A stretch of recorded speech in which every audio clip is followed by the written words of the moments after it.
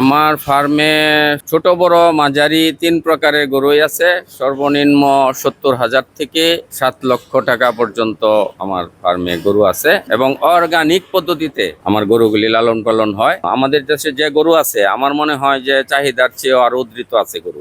প্রতি বছরই হচ্ছে, গত 5 বছর যাবৎ গরু উদ্ধৃত হচ্ছে। তারপরও দেখা গেছে চোরাচালানে গরু আসে, আমরা একটা আতঙ্কিত থাকি।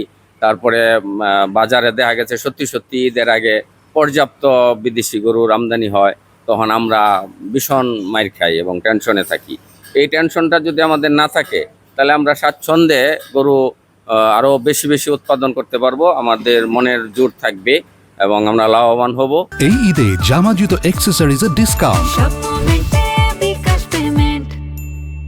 যিনি বলছে 1100 প্লাস লাইভ ওয়েট আছে, 1100 প্লাস লাইভ ওয়েট আছে। দামের বিষয়টা হচ্ছে অনেক দাম চাই, আসলে দাম চাইলে যে মানুষ ওই দামে নিব না, বা ওই মানুষের তো একটা হিসাব কিতাব আছে। এর জন্য আমি অনেক বড় করে দাম চাই, ছোটো করে দাম চাই।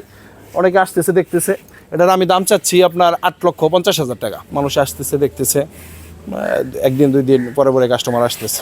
ময়না ডেইরি ফার্ম প্রতি বছরের ন্যায় এবারও সুস্থ সবল কিছু গরু প্রস্তুত করছি কোরবানির জন্য। গতবারের মতো এবার একটা সুবিধা দিচ্ছি, তো অনেকে বাড়িতে রাখার জায়গা নেই, আমরা এই জন্য 15 দিন 20 দিন অথবা 4 দাঁত পর্যন্ত গরু বিনামূল্যে ফেলে দিই।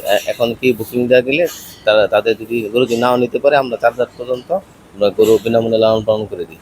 সবসময় চেষ্টা করি একটা ক্রেতার সাধ্যের মধ্যে এবং রিজনেবল প্রাইসে একটা গরু বিক্রয় করার জন্য।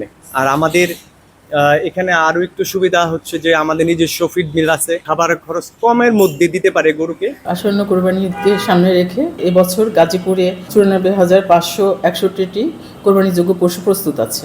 এর মধ্যে গরুর সংখ্যা হলো 53,616টি, ছাগলের সংখ্যা হলো 37,669টি, মহিষের সংখ্যা হলো 1,255টি, আর ভেড়ার সংখ্যা হলো 1991টি, আর 30টা হলো অন্যান্য। তো গাজীপুরের চাহিদা হলো 1,37,278টি।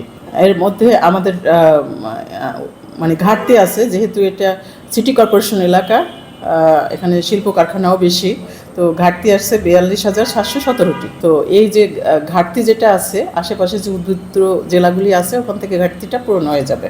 আর আমাদের এবছরে 8,809 জন খামারি গবাদি পশু হৃষ্টপুষ্ট করেছে। আমাদের উপজেলাগুলোয় উপজেলার যে হাটগুলি আছে, কোরবানি পশুর হাটগুলিতে সেবা প্রদানের জন্য আমাদের 20টি মেডিকেল টিম কাজ